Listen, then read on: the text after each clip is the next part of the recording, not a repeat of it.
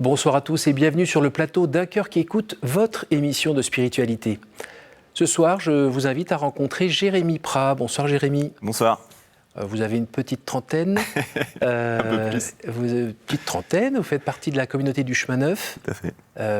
Vous êtes plutôt destiné éventuellement à devenir prêtre prochainement. Inch'Allah. Voilà, c'est ça, Inch'Allah, c'est bien l'expression consacrée. Vous allez nous raconter un petit peu comment vous en êtes arrivé là. Apparemment, c'est pas forcément une ligne droite. Non. Quand on regarde de loin, oui, mais apparemment, il y a eu quelques recherches.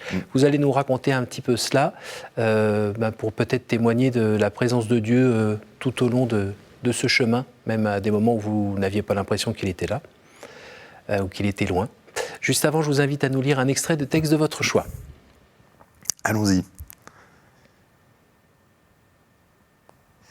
Mais maintenant, ainsi parle le Seigneur, lui qui t'a créé Jacob et t'a façonné Israël. Ne crains pas, car je t'ai racheté. Je t'ai appelé par ton nom, tu es à moi. Quand tu traverseras les eaux, je serai avec toi. Les fleuves ne te submergeront pas. Quand tu marcheras au milieu du feu, tu ne te brûleras pas, la flamme ne te consumera pas. Car je suis le Seigneur ton Dieu, le Saint d'Israël ton Sauveur. Pour payer ta rançon, j'ai donné l'Égypte, en échange de toi, l'Éthiopie et Saba. Parce que tu as du prix à mes yeux, que tu as de la valeur et que je t'aime, je donne des humains en échange de toi, des peuples en échange de ta vie. Ne crains pas, car je suis avec toi. On est du bon côté quand on est avec ce Dieu-là. Hein. C'est ça l'idée. Alors, c'est le début du chapitre 43 d'Isaïe. Voilà. Oh. C'est un texte que j'ai reçu quand j'ai vécu la démarche du baptême dans l'Esprit Saint, en arrivant dans la communauté il y a 4 ans, 4-5 ans. Mais j'aime bien parce que, on va en parler, mais je crois que j'ai toujours su que Dieu existait, j'ai toujours su qu'il était là quelque part, mais en même temps j'ai toujours fui le truc. Et donc d'entendre le Seigneur me dire mais ne crains pas en fait, n'aie pas peur, je suis là pour toi et pas contre toi, ça me plaît dans l'idée. Et puis j'aime bien aussi le Seigneur dit pas si tu traverseras les eaux, si tu marches au milieu du feu, mais il dit quand tu marcheras au milieu du feu, quand tu traverseras les eaux. Ça va arriver, quoi. Ou c'est déjà arrivé. Voilà. Mais voilà, lucide, quoi. J'aime bien. Alors, qui êtes-vous, Jérémy? D'où venez-vous? Où avez-vous grandi? Oui, alors j'ai grandi en Bourgogne, à Mâcon. Mais avant ça, en Algérie aussi. Mes parents étaient... mon père avait fait la coopération. Donc je suis le dernier d'une famille de 4 enfants. Moi, je me souviens pas tellement de l'Algérie. Je me souviens de la cité de relogement quand on est arrivé en France. Je me souviens d'une enfance heureuse, en tout cas, je crois. Un temps un peu béni, loin des soucis, des problèmes. Le 4e qui était plutôt choyé. Ouais, je crois. Voilà. Les parents étaient engagés dans des communautés nouvelles? Pas côté communauté nouvelle, plutôt côté... comment on dit, les groupes de prière charismatiques, quoi. Oui. Le renouveau charismatique. Oui. Eux, ils avaient vécu ça aussi, ce renouveau dans l'esprit, dans les années 70 à Lyon. Ma mère, elle venait d'une famille pas du tout croyante, je crois. Donc elle aussi, elle s'est fait retourner, comme on dit. Et donc voilà, eux avaient vécu de ça, quoi, de ce renouveau, et puis ils savaient vraiment orienter leur vie, je crois. Ça avait guidé un peu. Donc dans l'éducation familiale, on parlait de Jésus plutôt naturellement, il y avait la prière en famille le soir. Exactement. Avant les repas. Ouais. On allait à la messe le dimanche. On allait à la messe le dimanche. Et des messes un peu péchues? Pas tellement. Non. Enfin, oui et non, en fait. En même temps, on est du côté de Mâcon ou de Lyon. Ouais, c'est ça. Non, mais je veux pas être trop dur avec les téléspectateurs de Mâcon. Oui, ma mère est lyonnaise, c'est pour ça que je me permets cette petite pique. Non, mais papa, elle sortait la guitare le soir. Donc, il y avait ces temps de prière. Foi incarnée, foi vivante, ça pouvait faire envie. Ça a plu à vos frères et sœurs, d'ailleurs? Ouais. Eux, ils ont plutôt suivi la voix, je crois. Enfin, je pense qu'ils ont eu leurs problèmes aussi, mais c'est vrai qu'ils ont plutôt accroché les wagons, d'une manière ou d'une autre. Alors que Jérémy, non. À un moment... Au début, si. Non, je me souviens, quand j'étais petit, on avait ces cassettes. C'était les cassettes des Vies des Saints. Je crois que c'était Sœur Laure, oui. si elle nous écoute, des béatitudes, je pense. C'était des cassettes des béatitudes qui racontaient les vies des saints. Et ça m'a marqué, en fait, vraiment. Donc moi, je jouais au Lego en écoutant les cassettes des vies des saints. Et ça m'a rempli, ça m'a marqué, en tout cas. Mais c'est vrai qu'après, l'adolescence arrivant, c'était moins fun, quoi. La messe, la prière, tout ça. Le cadre, cette impression qu'il n'y avait que des règles, faut pas faire ci, faut pas faire ça. Ouais, c'est ça. C'est vrai que, de fait, étant une famille chrétienne, il y avait des choses imposées, il y avait des choses qu'on n'avait pas le droit de faire, il y avait des... Comme quoi ? Je sais pas, on pouvait pas ramener sa petite copine à la maison, quoi. On pouvait pas... Mais c'était pas tellement même expliqué, c'était plutôt implicite, quoi. Bon, mais mes parents, ils ont fait comme ils ont pu et comme ils ont dû. Mais voilà, c'est vrai que moi, ça m'a... J'étouffais un peu dans un cadre un peu serré et j'entendais l'appel du monde extérieur. À s'éclater. Ouais, c'est ça, découvrir la vie. À vivre, s'amuser, expérimenter, Ouais. se coucher tard, picoler un coup, faire de la musique. Faire de la musique, beaucoup, ça a été important. La guitare ? La guitare, ouais. Bon, mais je pense que c'est venu de mon père aussi, qui jouait, qui animait des messes, tout ça. Alors nous, on prenait quand on était petits, on prenait les raquettes. On avait des raquettes et on faisait semblant de jouer pendant la prière le soir. Super. Et puis, scoutisme, Scout de France. Donc ça m'a pas mal construit.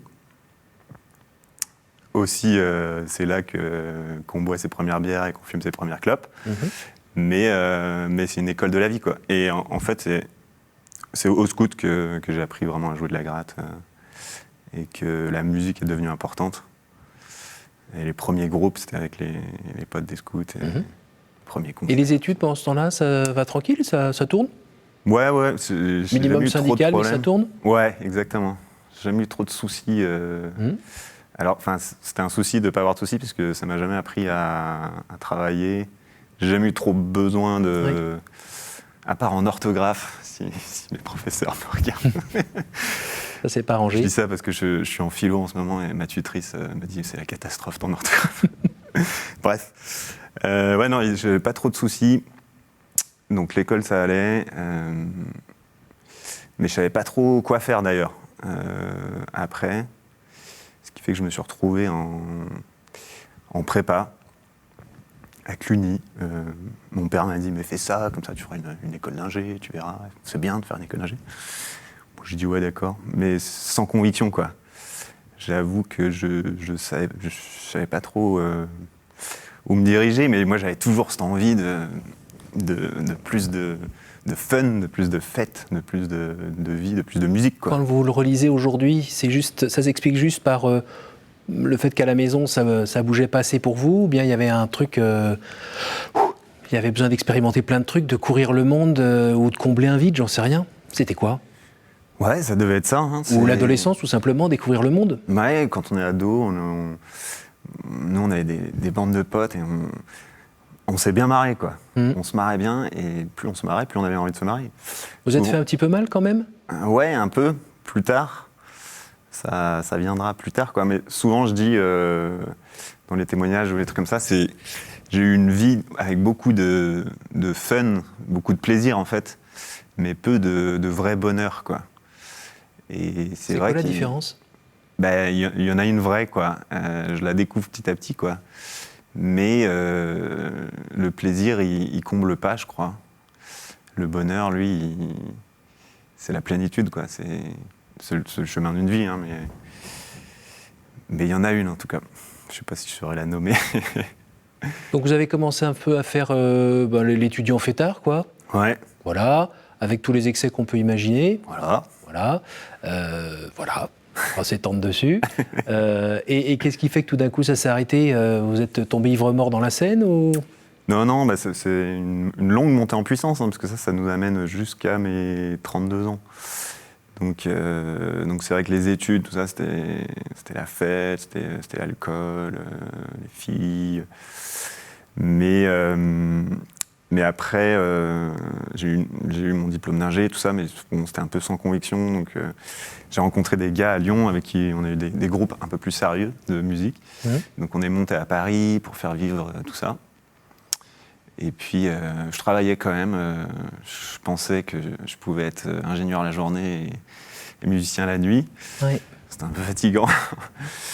Voilà. Mais je crois qu'il y avait... Quand je relis, en fait, c'est pas tellement un problème d'alcool ou un problème de drogue ou un problème... La drogue, c'était pas forcément un souci dans le sens où quand il y en avait, c'était cool, mais quand il n'y en avait pas, il n'y en avait pas. Mais en fait, quand je relis, je crois que c'était la question de l'idole. J'avais une idole, et c'était justement l'idole de la fête, quoi. L'idole de la bringue, quoi. Et on était prêt à sacrifier pas mal pour ça. Et donc, quand je travaillais en Corse, il y avait quand même une certaine retenue, quoi, parce qu'il faut quand même aller au boulot le lendemain. Oui. Et puis, après quelques années, j'ai dû travailler 3-4 ans. Après, j'ai complètement arrêté pour faire que de la musique. Oui. Et donc là, il n'y avait plus de cadre, quoi. Donc la vie est devenue une grande fête. Ce qui de loin peut paraître attrayant. Ouais, ça l'est. Hein. Et j'ai envie de dire, en ce temps post-confinement, ça fait encore rêver beaucoup de gens. Ouais. Mais alors, il y a un moment où l'expression se perdre veut dire quelque chose? Oui et non, parce que je crois que j'ai jamais tellement perdu le contrôle. Comme je disais, c'est pas vraiment un problème de stupéfiants, oui. Je sais pas quoi. Mais un vide grandissant, intérieur. Et puis qui n'est pas comblé par un public qui apprécie ce que vous faites, par exemple? Ouais, c'est vrai, parce que de toute façon, mes groupes, ça n'a jamais tellement fonctionné. C'était vraiment une vie de bohème, quoi. C'était vraiment... on était dans des milieux indés, quoi. Oui. On n'était pas du tout dans des majors ou je sais pas quoi. Donc ça marchouillait dans notre petit coin. C'était sympa, mais sans plus. Donc, en plus, une impression de ne pas se réaliser, quoi. Puis toujours retenu par quelque chose, quoi. Par exemple, j'ai jamais chanté. Je me débrouillais toujours pour pas être le chanteur de mes groupes. J'ai relu ça il y a pas longtemps. Je me dis que ça dit quelque chose aussi de... Je sais pas, j'arrivais pas à... Comme si j'avais pas trouvé ma grande cause, quoi. Comme si j'arrivais pas à trouver un lieu où j'étais pleinement d'accord, dedans, à 100%. Voilà. Ça va se finir comment, cette épopée? Ça va se finir... alors, c'est très précis. C'est très précis, c'est le 1er décembre 2015. 13h 3h du matin. Plutôt. Non, à l'époque, les dernières années, là, les 4 dernières années, j'étais avec quelqu'un, avec une fille, on vivait ensemble. Je pense que c'était la meilleure chose qui m'arrivait à l'époque. C'était très fusionnel, quoi. On était ensemble. Elle était artiste dans le milieu de l'art contemporain. Elle faisait des films. Voilà. Donc elle faisait nos clips et puis nous on faisait la musique de ses films, tout ça. Enfin, on travaillait ensemble pas mal, on avait les mêmes membres de potes, tout ça. Et vraiment c'était chouette, il y a vraiment des belles choses. Mais voilà, moi j'étais pas hyper... je pense que j'allais de moins en moins bien pour toutes les raisons qu'on a citées avant. Alors qu'elle, je pense que ça marchait de mieux en mieux pour elle, quoi. Elle commençait à vivre sa vie dans le milieu de l'art contemporain, tout ça. Et c'était chouette. Et puis, ça nous amène donc à décembre 2015.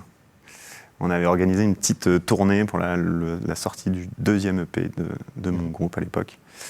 Une mini-tournée de, je sais plus, 5-6 dates.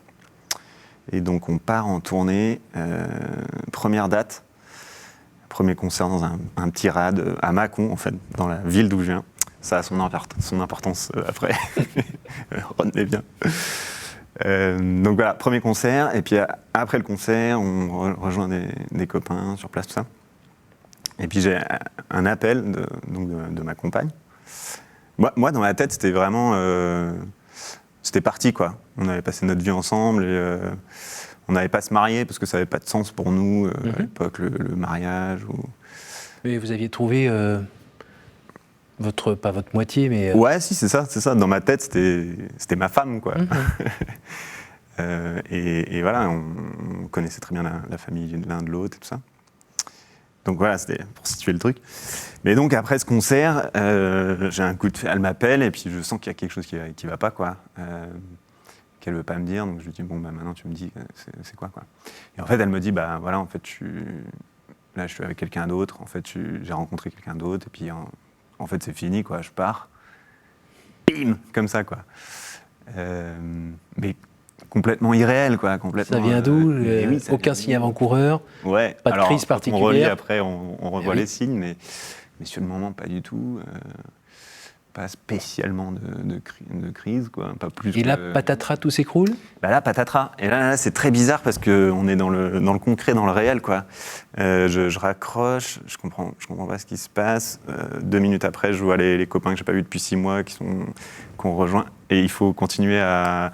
Et donc, je pige pas le truc. Je pige pas jusqu'au bout. Bon, le lendemain, il faut qu'on reparte sur la route, donc on rentre pas tard. Et finalement, on a dormi chez mes parents, puisqu'on était à Mâcon, dans la ville d'où je viens.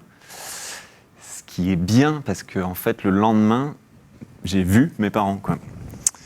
Donc, j'ai pas tellement dormi cette nuit-là. Et le lendemain, mes parents étaient à la maison, donc je leur dis, mais est-ce qu'on peut se voir? Est-ce qu'on peut se parler? Donc, chose qu'on faisait pas. Depuis un petit moment. Depuis un petit moment. Pas qu'il y ait un souci particulier, mais... Vous faisiez votre vie, hein. Ouais. Vous étiez loin.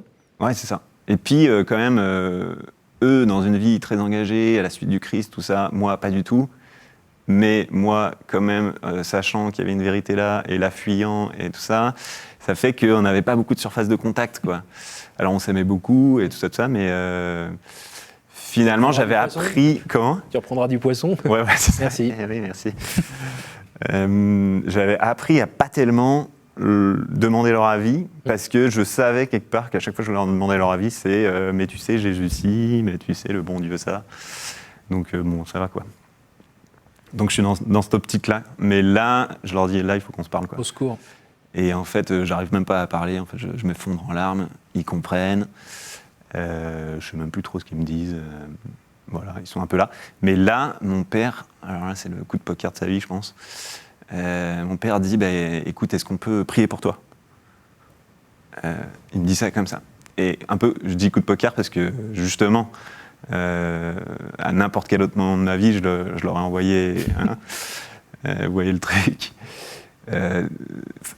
Ça aurait pu casser, enfin, ça aurait pu, à ce moment-là, j'aurais pu me lever, me barrer, et puis on serait plus parlé pendant 10 ans, ou un truc comme ça. Mais, je sais pas trop comment, mais à ce moment-là, en fait, c'était trop, et il y a un truc qui a cassé à l'intérieur, quoi, enfin, qui s'est rendu, en tout cas, quoi. C'est comme si j'avais rendu les armes, j'ai dit, allez, d'accord. Je leur ai dit, oui, très bien, ok, faisons ça. Donc, ils ont posé la main sur les épaules, et puis, en fait, tout simple, quoi, mais mon père, il a dit un truc du style, Seigneur, on te demande de prendre la douleur de Jérémie et de lui montrer le chemin, quoi. Tout simple, tout furtif, il y avait les copains juste derrière, donc hop, ça n'a pas traîné, on est reparti sur la route. Et il ne s'est rien passé de mystique ou de spécial sur le moment. Mais 3 jours plus tard, en fait, on partait à Lyon, on passait voir des gens, et ensuite on jouait à Saint-Étienne, dans un rad miteux devant 3 personnes, c'était ridicule. C'était horrible, c'était les pires 3 jours de ma vie. J'avais eu 3 jours justement aussi pour gamberger, pour me rendre compte en fait, pour atterrir, quoi, pour savoir avec tous les petits détails sordides en fait. Attends, on habite ensemble, il va falloir déménager. Attends, mais ça veut dire que nanani, nanana. Enfin voilà, tout ce qu'on peut imaginer, quoi. Donc j'étais pas bien, et on rentrait de ce concert là à Saint-Étienne. Les gars, ils dormaient derrière. On était à Sainte-Foy-les-Lyons, dans la famille du chanteur. Vous êtes lyonnais ? Vous connaissez ? Et donc, moi, j'étais dehors, je n'arrivais pas à dormir, je gambergeais le truc. Et puis là, c'est là que, je sais pas, le Seigneur a choisi ce moment aussi pour intervenir, quoi. En fait, j'ai compris à ce moment-là que ça y est, en fait, j'étais libéré. Quelque part, en fait, ça y est, c'était un vrai moment de vraie liberté. J'allais pouvoir enfin le suivre, j'allais pouvoir enfin me mettre à sa suite. En fait, lui, il était là, quoi, au fond du trou, dans le noir complet, alors qu'il n'y avait plus personne, qu'il n'y avait plus rien, tout s'écroulait. Bah, lui, en fait, il était là, avec moi, quoi. Et tout simplement, quoi. Et donc là, en fait, c'est étonnant, mais il y a eu une paix immense, quoi, un truc que j'avais jamais ressenti. Une paix et puis une joie, en fait, étonnamment, qui est montée. Comme si la parole, c'était « ça y est, enfin », quoi. Comme si, voilà, ça craquait enfin, et le Seigneur me rejoignait, là, dans ce moment-là, quoi. Donc, ok. Un peu retourné comme une crêpe, alors ? Ben ouais. Ça, c'est une douche de Saint-Esprit, quoi, je sais pas. Mais alors, étonnant, parce que, bon, en pleine tournée, avec les gars, et le lendemain, je me réveille, et j'aurais pu me dire, mais t'as déconné hier, t'en as trop pris, n'importe quoi. Non, c'est plutôt, on va peut-être arrêter cette tournée pourrie. Ben, en fait, non, on est allé au bout, parce qu'il restait quelques jours. Enfin, c'était encore une un petite café avec tournée. 3 personnes. Mais en fait, l'étonnant, c'est que j'aurais dû me dire, non mais n'importe quoi, en fait, ressaisis-toi, quoi. Enfin, et en fait, non, en fait, ça grandit, c'est là, et puis ça prend toute la place. Alors, avec toutes les incohérences que c'est pas du jour au lendemain. Non. Évidemment, parce qu'on est en tournée, donc ça picole. Oui, on a pris des habitudes, on a des liens. Ouais, il faut tenir le truc. Mais étonnamment, en fait, je rentre à Paris à la fin de la tournée, donc c'est un peu la cata, parce qu'on se voit avec elle, et il faut qu'on se dise des choses, tout ça. On pleure les dossiers. Mais je vois les copains et je leur raconte, et plus je leur raconte, et moins ils comprennent, parce qu'ils se disent, mais attends, il t'arrive ça, et on t'a jamais vu comme ça. Enfin, il y a un truc qui rayonnait quand même un peu. Et puis il y a la famille qui se mobilise aussi derrière, donc j'ai des coups de fil, et très rapidement, j'ai ma sœur que j'avais pas revue depuis peut-être 10 ans, parce qu'elle habitait en Irlande, tout ça, c'était compliqué. Bon, c'était un peu brouillé autour d'une question, et je l'ai au téléphone, et une grosse réconciliation. Enfin voilà, ça percute, quoi, enfin, ça embraye, avec toutes les ambiguïtés qui continuent, tout ça. Et donc là, j'appelle mon autre sœur. J'avais une sœur qui était passée au chemin neuf pendant une dizaine d'années, voilà, qui avait été dans la communauté. Et elle est devenue un peu ma marraine de début de foi, quoi. C'est elle qui m'a coaché, qui m'a... Donc ça, c'était il y a 4 ans, 5 ans maintenant ? Ouais, 5 ans, ouais. Et là, aujourd'hui, vous êtes tranquillement en train d'étudier pour... vous êtes séminariste, en fait ? Bah ouais, c'est ça. C'est un peu accéléré.